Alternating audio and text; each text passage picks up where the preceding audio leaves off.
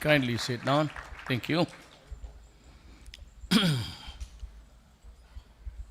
I will dispense with the acknowledgements. We have been introduced, all of us. We know each other. Uh, kasing haba pa naman yung speech ko sa kanya, the other guy. So, I'll have to make some shortcuts to come to a parity with the time that he spent. It was a good one. Actually, we admire you and we're just happy to be listening to you. Walang problema yan. This I can say. Sa panahon ko, ang military pati ang police, walang problema. I've been guaranteeing it day one sa pagka-presidente ko.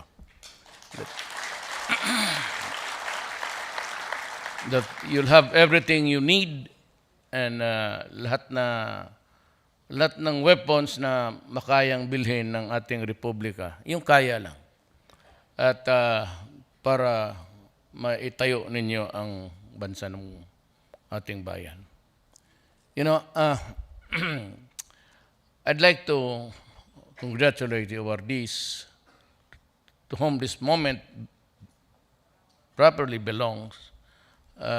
We know your hardships. My mother was a teacher. And as a matter of fact, there was a time in my life, earlier, we were also tied to the ever-present 5-6. Ganon ang buhay ng maestra pati sundalo. Maniwala kayo. Totoo yan. Ang sweldo talaga kulang. That is why the first thing I did was to announce doble ang salary nila. Nauna sila. Because they are these guys, I hope it's there. It's shown in your, by December it would have been complete. It's reflected on your August salary already. And second, I am really inspired to just also take the podium to say to you all that I said I'm proud of my mother. My father was not really proud of me. Took me 7 years to finish high school, and he died when I was still in the stage where I was not sure of what to do in this life.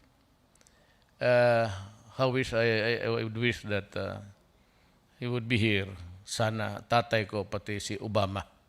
So that he would have heard also Mr. Siason doing his praising to me. Alam mo, sabi ko, I am not trying to offend anybody. It's just this republic works this way. But there was, I've been to every camp, military camp natin, all around the country. I'm on the last 3 visits, which I failed in the previous because of weather. But next is pupunta na naman ako sa mga police just to prime them up for their duties. Alam mo, inuna ko sila because these are the guys that we send to the mouths of hell, actually. And look at Mama Sapano. I grieve for them, but marami akong questions. It's either it's about too late in the day to raise it or it would be useless. Whichever I will decide, maybe in the course of my 6 years. Because I need to make everybody realize that along the way, there are lessons to be learned. Yung klase na yun.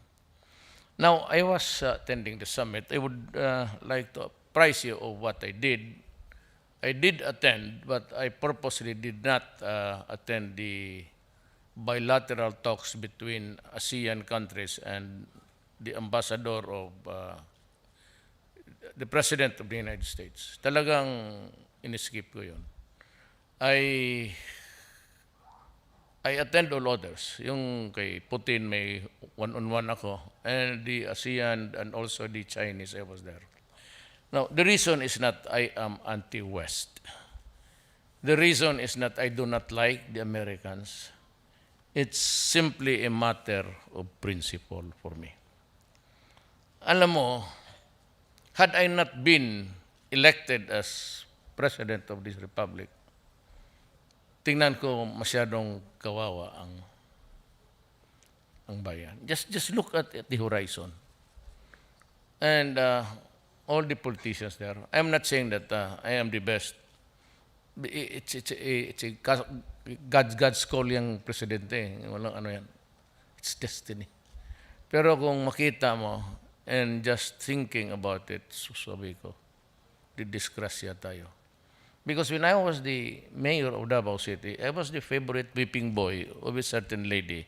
And itong mga bleeding hearts. And some priests, some nuns. Of course, this is a democracy. I can understand the criticism. I can accept it with a smile. I know what public office is, what public trust is. Ang akin lang is I've been 23 years mayor. At least wala akong kasong graft on corruption. Hindi ako pumasok dyan. But dito ako, I was really a hardliner.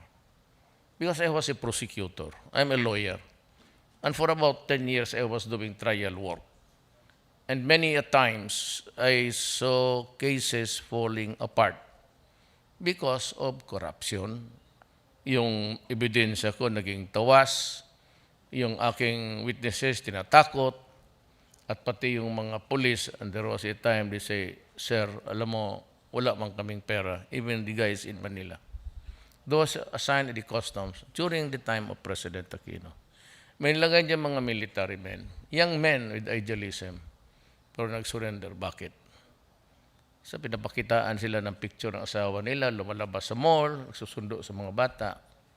Sabi nila, Sir, wala man kaming pera na mailipat namin yung pamilya namin sa Amerika or some other place. So, medyo dispensa lang muna kami. And that's what happened. In Davao, they raped a teacher who was the wife of a police officer. And in front of Obama, sinabi ko, I related to him. Pinatay ko talaga yung tatlo. I made him pay for what he did. Pinatay ko. Walang kaawa-awa. Dapat ako maawa. I mean, pity is not one of my virtues. Hindi ako total, yung nanay ko noon, every time na may kalag, sa altar ako nakaganon, araw-araw. Mariusep.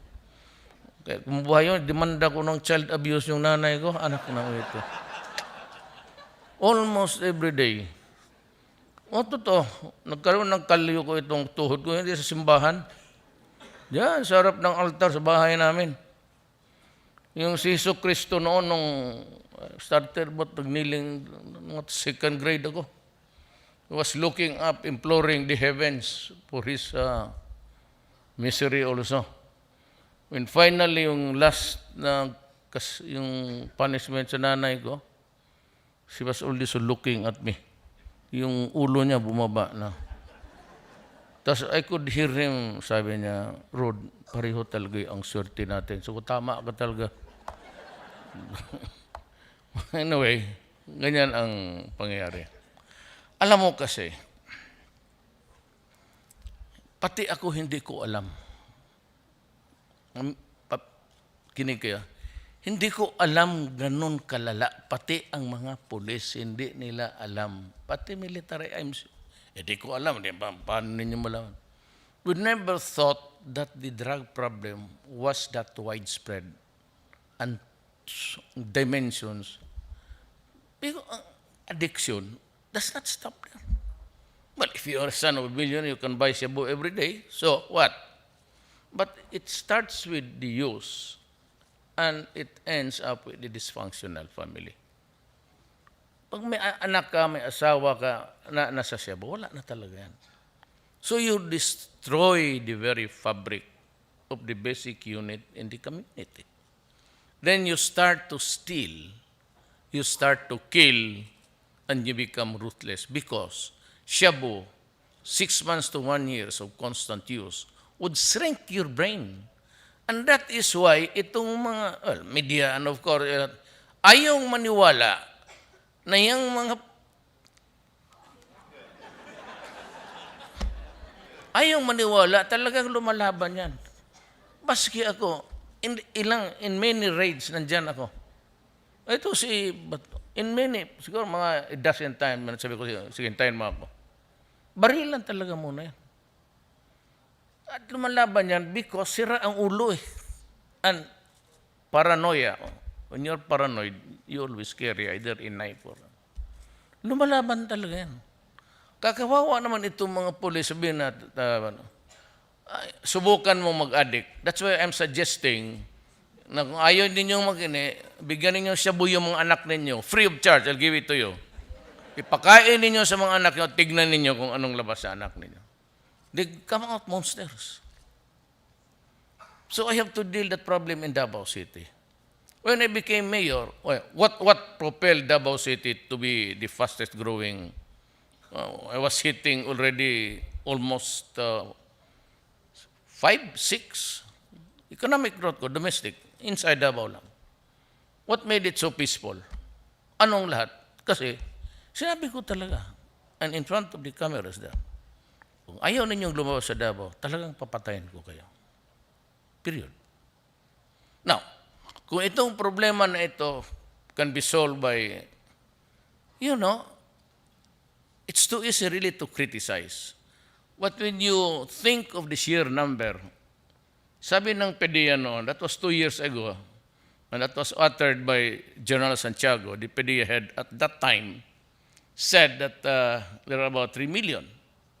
Well, that was the figure of the other administration. Mine is that nung inipit ko na lahat, lumabas ang so I was awed, almost appalled and awed by the number. 700 yung nag-surrender na takot. How do we solve this problem? Alam mo, naging presidente ako, dito ngayon, standing. I entered the government, the presidency, midstream. So this budget that I am operating now was made the previous year by the previous administration. Wala namang expectations, no, there was no projection at all, even a wish, na ang paglabas nitong lahat ng droga, thousands by thousands. There is absolutely no budget for that. I cannot steal and Jokno will not give you anything else other than what is being operated on in accordance with the budget. So sabi na, why do you kill them? Why don't you just rehabilitate them? 700,000, where do I get the money? Saan ako magnakaw? Kunin ko yung lahat sa ng departamento. Then I would have derailed the program of Briones, Miljardia, pati si Lorenzana dito. Stay as you are, the budget that was given to you, as envisioned by the last administration, you're limited on that budget. So, but I go around a lot. Just to supervise, I did not declare a punitive police action, mind you, against drugs. I declared a war. Talagang gera. Kasi ko alam kasi lahat ng mga pulis ko masasabit.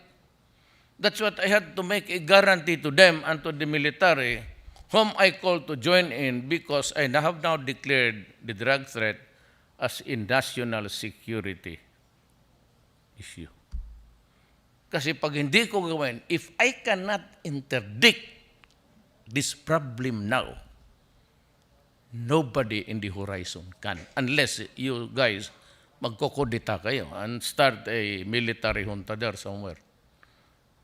Ganun na talaga yan. Wala nang, there's no escape from the, just like, so wala talaga. Sino man? Sino kung alin doon kami apat, mamili ka kung sino raw, Mag-inom muna ako.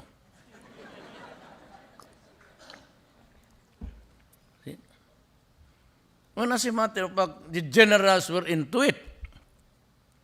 Anak ka na. So that's I told them before I was elected. Either you resign now or I will name you publicly. And I did, because they did not resign. Na yung iba, ay sabi ko, sige. But mind you, maraming patay na pulis dito, ha? Sabihin, puro civilian. At marami rin akong pulis na namamatay. Ang sundalo. Soldiers even in one drug dala sundalo. 4 na sundalo patay. So I had 2 pala. I had to go there. I had to fly to every town, every community to condole with the family and to show to the world. Now, do not with me. Because hindi ako nagbibiro dito. And I said that even I put at stake my honor, my life, and the presidency. Walang atrasan to. So, ito, local lang ito noon. Yellow issue lang ito. Itong extrajudicial killing, sinakyan ng PR during the election time. But they carried the propaganda too far. At ito naman mga NGO dito, bless their souls. I mean, I cannot, you can correct your, if you have asthma, go to your doctor. If you have a diarrhea, either doon sa baba or on the mouth, you can go to your dentist. But stupidity cannot cure you. Kailangan ko ito. And I said to them, go out and hunt for them and destroy them. Yan ang order ko rin against the Abu Sayyaf. That is why marami man akong extra ngayon kasi nag-uusap naman tayo, ma'am. Galing ba rin ito sa prisuhan sa Marcos Days? Were you also in prison? Nandi ka na, pero you're a leading light of the left. Do not deny that because God is not forgiving to liars. We have a working relation. So, wala nang, ang mga sundalo ko, wala na. No, I'm just trying to be funny. Mga sundalo ko, they're freed of, kasi wala na encounter. So, you have this moratorium. So, I have enough soldiers now to go to. It bleeds my heart to send a Filipino to kill a Filipino. Sa totoo lang. Kaya my mother is a mestiza, Maranao. Lula ko Maranao, lulo ko Chinese. Lam. Kaya pag sabi ako magpunta ka doon, but deep inside, pakasakit naman itong trabaho na ito. But I have to do it because I have to, preserve the Republic and its integrity. Pero itong we are talking with the left, the MI is so accommodating, they even help us in apprehending drug violator. And for that, I should say, we must really go to federal and help the MI. One day, you'll have a legal entity of your own. I promise you that. Sinor seems to be equivocal, but I hope he comes out one day to talk to us. But they are so abusaya pala na. It's out of control. Kaya sabi ko sa military pati police, go out and crush them and destroy them. Just like the drugs. Ngayon, it started with a rapporteur. It started with the ambassador. There was an election. He was asked for his comment regarding an incident which actually happened in Davao. Tapos, I was just narrating a fact. And itong media, alam mo kung how they spin and weave a tale.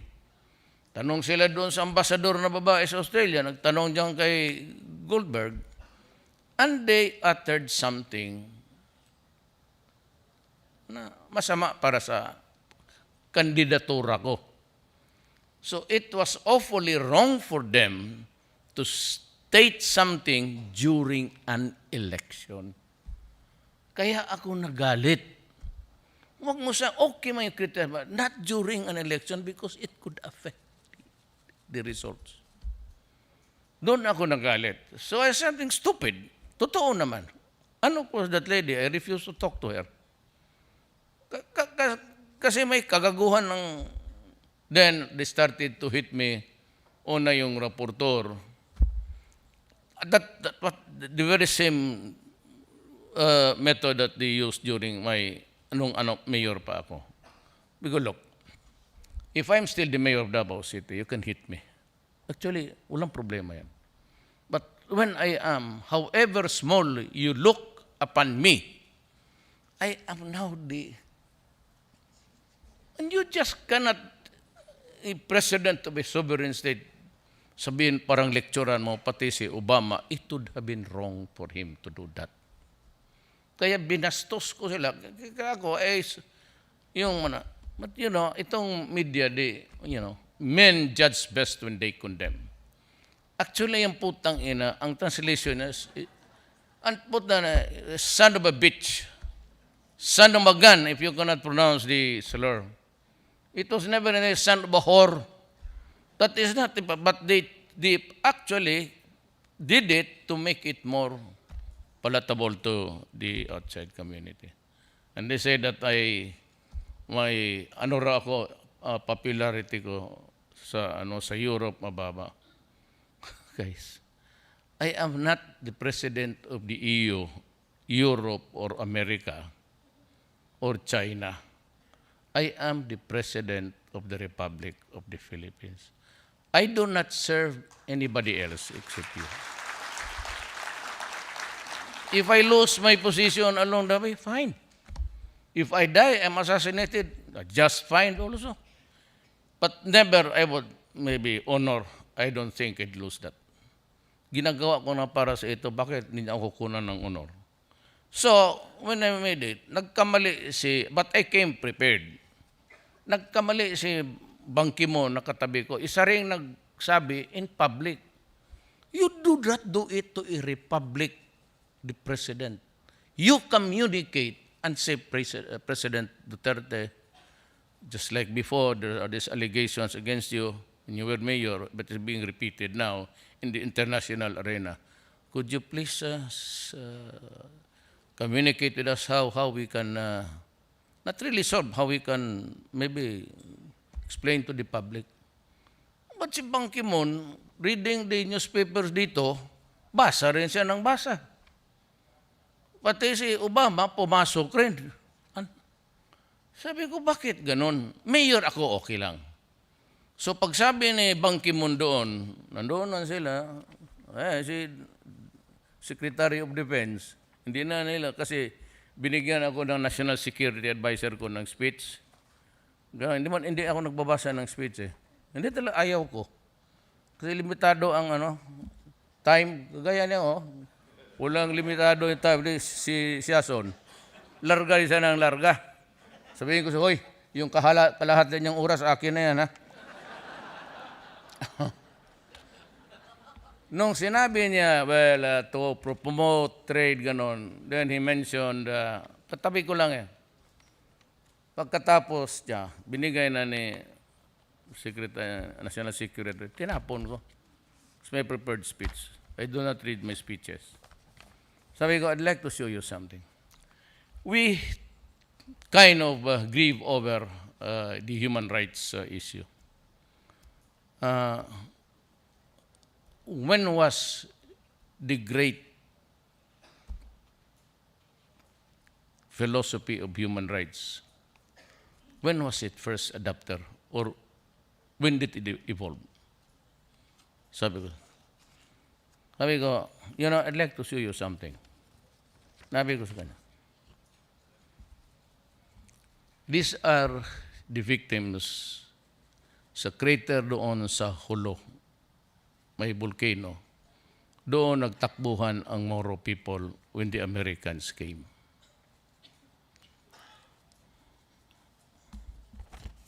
Nakakita ko sa pile of bodies. Tingnan mo mga sundalo sa tabi. Standing over the dead. Except for the religion, the Moros are our brothers of flesh and blood.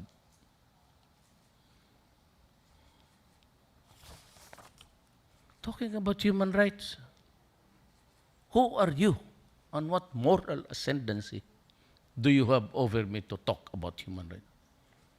Tignan mo yun. These are the Moro people who were massacred in Dabu. the Davao Massacre. Meron sa Lanao, meron sa Davao rin.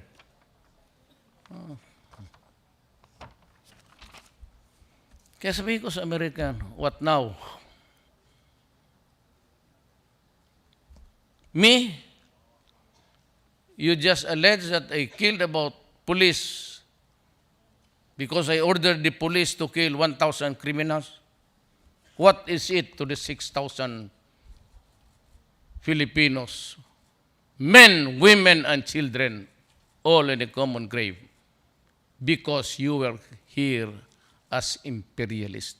You wanted to colonize my country, and because you had a hard time pacifying the Moro people. Why? Because in 1521, when Magellan landed in Leyte, bringing with him his guns, his cannons, his muskets, and gunpowder, Mindanao was already thriving an Islam community by almost 100 years. Mindanao was part of the Sri Visayas Empire, including us, pero ang dato nandoon sa kanila. But those who richer and had settlements, and even sila Lapu-Lapu, they're actually Muslim. It was the first religion, but kasi island for island, it was a contiguous one. They had a hard time. You read the archives of the Malaysians, and you go to the libraries of the Indonesians, you would know. Just a little reading. Nauna kasi ang Islam doon. So when the Spaniards came, they wanted to put religion there. It was resisted by the Muslims because they were already Muslims solidly for almost 100 years.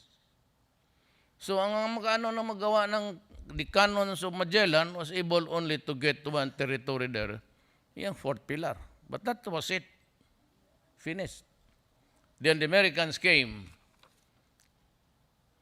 They saw Mindanao below the Typhoon Belt. Very fertile land. And they could get anything from they had the grand time getting the fat of our lands. Yan ang totoo dyan. Walang magtrabaho sa kanila even the plantation. So what they did in the 30s was to come up with this sloganeering, go to Mindanao because it is the land of promise. In the 40s, it had prompted my father to, still single, to go to Mindanao.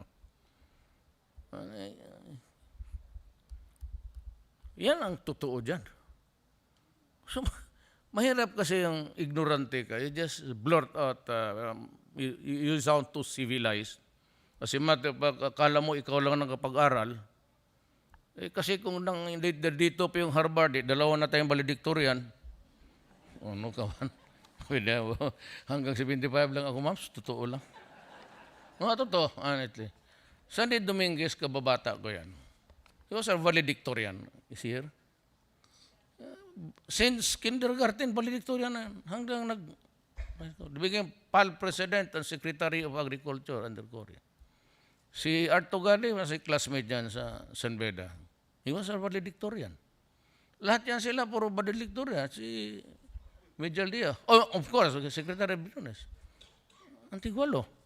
Puro ito mga, totoo. Perdia.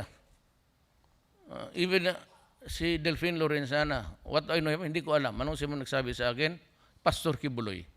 Sabi niya si Lorenzana, he was our valedictorian sa Cotabato, sa Notre Dame.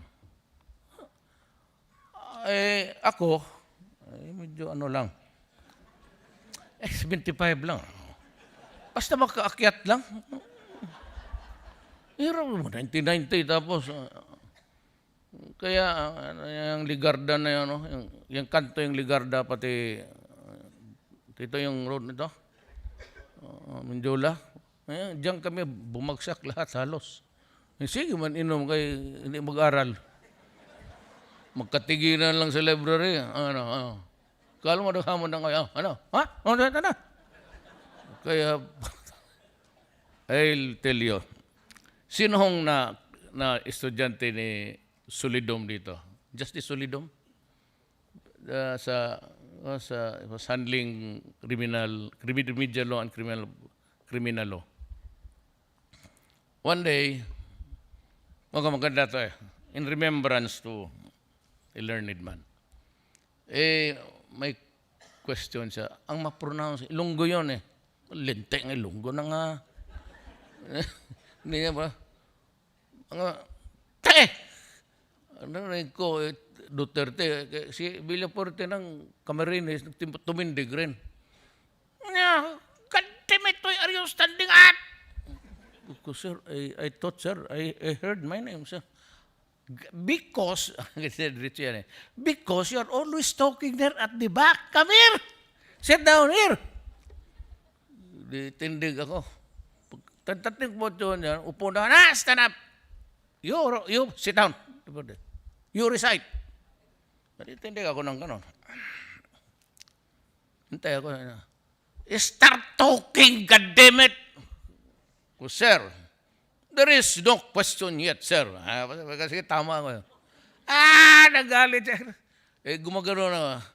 Duterte, remember this. Do not scratch your head and scatter your dandruff in this room. Keep it on your head. It's only one that you have. God damn it.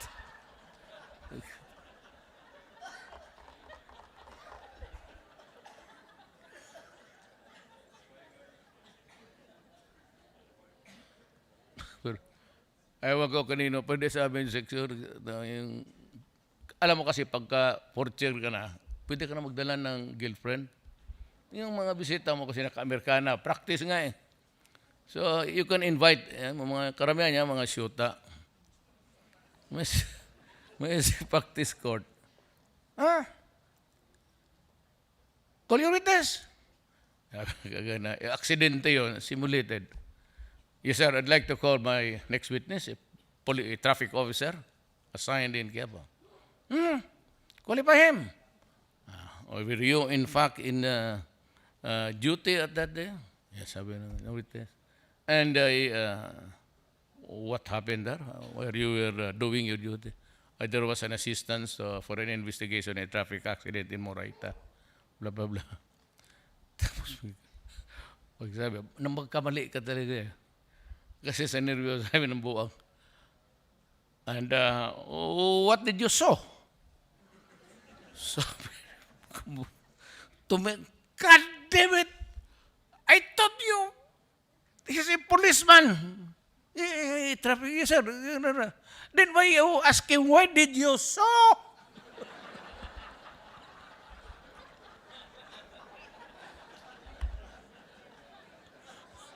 Tumindig talaga. Why are you asking me? Carpenter, what is this? Ay, nako. Those were the days. But that's the divinity of life. I do not, to prolong your stay, it's quite a bit late. I'd like to, again, my warmest felicitations to the awardees. And of course, nireserba ko talaga. My deep respect to you, sir. George. And to Mr. Sobrepeña for remembering the services of your fellow men. Lalo na kaming we are just workers of government. I do not pareho tayo address my officers or officials. You only say in public. In public, I say we are workers of government. And we are paid to do our part. Kaya lang, a little bit of understanding. This campaign against the drug problem will not stop. It will not stop. Pinupusta ko na ang presidency ko dyan, pati buhay ko. Until the last addict is eliminated. For as long as it would take me 2 years, fine. Kung if they feel that they want to impeach me, go ahead. Be my guest. But for as long as I'm there, they will have my support. Itong drug campaign, ladies and gentlemen, I assume full responsibility. What the military will do and the police have done and will do in the future, they have my command, blessings, and nobody should go to prison for just working. Kaya kung may mademanda sila, turo na lang ninyo. It's the presidential order. You arrest Duterte if you want. And I'm ready to be arrested. Pumunta ka dito, pag hindi binaril kita, karami ko presidential guard, oh. May masinggan pa pala dyan sa loob. Anyway, I said, I will try to govern this country in parallel with development, economics, and all. For hindi ko bitawan, first I have said, if I stop now, I